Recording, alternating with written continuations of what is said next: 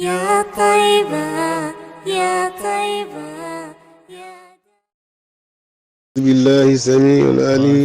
أعوذ بالله السميع العليم من الشيطان الرجيم. بسم الله الرحمن الرحيم، والصلاة والسلام على أشرف المرسلين سيدنا محمد بن عبد الله آخر الأنبياء والمرسلين صلوات الله والسلام عليه وبعد. السلام عليكم ورحمة الله تعالى وبركاته. ina muku sallama irin ta addinin musulunci, jama'a da ke cikin wannan daura mai tarin albarka, wato darasin sunna. Da fatan kun tashi lafiya, da fatan kuma muna cikin ƙoshin lafiya. Muna fata Allah subhanahu wata'ala ya karbi ibadanmu. Allah ya sa muna cikin bayansa yarradi wanda ya yarda su, wanda ya karbi ibadarsu. insha Allah ta'ala za ni dan wato ce wani abu za ni nasiha bisa ga ci gaba da nasihar da muke yi a kullum da yarda Allah subhanahu wata'ala. Kamar yadda Allah subhanahu wata'ala yana son bayi ne duka su zama wato tsintsiya madamin ki daya. Wannan babi da zan shiga yana nan nuna mana falalar kamnar juna da son juna, domin musulmi da inda suke ana son su kamnaci junansu, su so junansu. Wannan shine rayuwa ta musulunci. Duk inda ka ga musulmi suna kamnar juna, suna hada kai, to akwai alkhairi wannan wurin mai tarin yawa, domin haduwa ta musulunci haduwa ce mai tarin albarka kuma da alkhairi. A karin tsokaci mai yawa. Bismillahir rahmanir rahim. Babu fadlul hubbi fi Allah. Wannan babu yana nuna muna falalar son juna domin Allah. Ka gani, mu so junanmu saboda Allah, haduwanmu gaba ɗaya akan aikin musulunci. Haduwa wurin karatu ne, haduwa wurin sallah ne, haduwa ta mu'amala ta musulunci. Kaga wannan duka ana yin ta ne akan san Allah.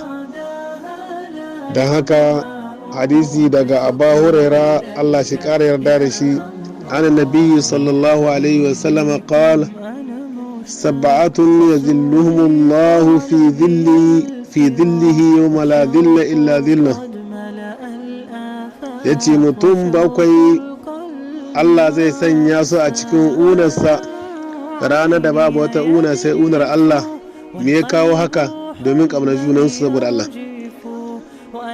Na farkonsu shine imamu adilun, shugaba wanda yake adali. Ya ce imam ba sai limami na sallah kaɗai ba, duk wani shugaba wanda ke yin adalci da mutanen da ke ƙasa garai, wanda yake mu'amala da su, to wannan yana cikin mutanen da Allah ya alƙawarin zai sanya su a cikin wannan una ran tashar kiyama. Ko mutum goma ne ka zan kai ne a shugabansu, in kana adalci game da al'amarinsu, to Allah subhanahu wata'ala zai sanya ka a cikin unarsa ranar da babu wata una sai unar.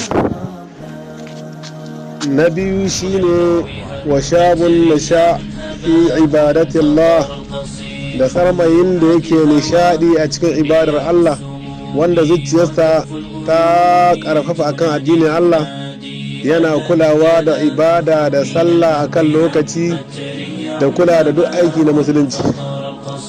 Kaga kenan matasan da suke suna kulawa da musuluncinsu, sun mai da rayuwarsu akan addinin musulunci, to wannan su ne matasan da ake alfahari da su ranar tashin alkiyama. Allah ya alƙawarin zai sanya irin wannan matashi daga cikin una ranar da babu ta una sai una Allah. Ashe matasa kada su mai da rayuwarsu rayuwar banza, su bi duniya daga kwallo sai kallo sai filim sai abubuwa na duniya kare. A wannan bata rayuwa ne kawai, bata lokaci ne. Ana son matashi ya zama wanda ke kulawa da addinin Allah, ya mai da hankalinsa akan ibadar Allah azza wa jalla, Allah mai girma da ɗauka. Wa rajulun qalbuhu mu'alliqun bil masajid, da mutumin da yake ko da yaushe zuciyarsa tana nan tana tunawa da masallaci, tana rataye da masallaci, ma'ana ko da yaushe hankalinsa yana masallaci, yana kulawa da lokacin sallah. Duk irin ɗawainiyar da yake yi, duk irin aikin da yake yi, in ya ga lokacin sallah yayi sai ya aje ya tayi sallah. Kaga wannan aiki ne wato muhimmi mai tarin wato amfani. kada mutum ya zama rayuwa ta in kasuwanci ne yake shi kasuwanci ya ɗauki hankali ne bai kula da ibada ba har lokaci ya wuce su. A'a wani aiki ne yake yi na lebara har lokaci ya wuce bai kula ya yi sallar ba, to kaga wannan bai dace ba. Abin da yake duka mutum musulmi yan daumin aikin ibada aiki ne wanda shi ne zaman ka na rayuwarka duka abin da ya kamata ya kari gare ka. Idan kana cikin shagulgullan ka na duniya ka ga lokacin a sallah yayi to sai ka kokari ka aje to irin aikin da kai sai ka aje ka kai kai sallah. wa rajulani tahaba fillahi ajtama'a alayhi wa tafarraqa alayhi. sai mutum biyu wanda suke suna haduwa suna soyayya domin Allah, suna haduwa akan haka kuma suna rabuwa akan haka. duk aikin da zaka same su suna yi tare to sai ka ce aikin Allah ne. duk abin da zaka same su hada kai suna yi to aikin Allah ne. su yi shi su kammala kuma su tashi akan haka. su wani aikin duniya bai dauki hankalin su ba illa aikin Allah kan. wa rajulun da'atu imra'atun zata mansabin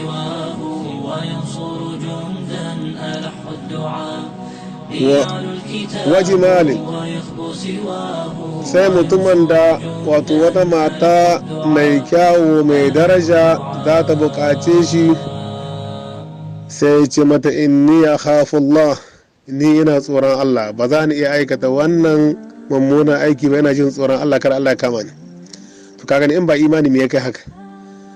wa rajulun tasaddaqa bi sadaqatin fa akhfaha hatta la ta'lama shimaluhu ma tunfiqu yaminuhu.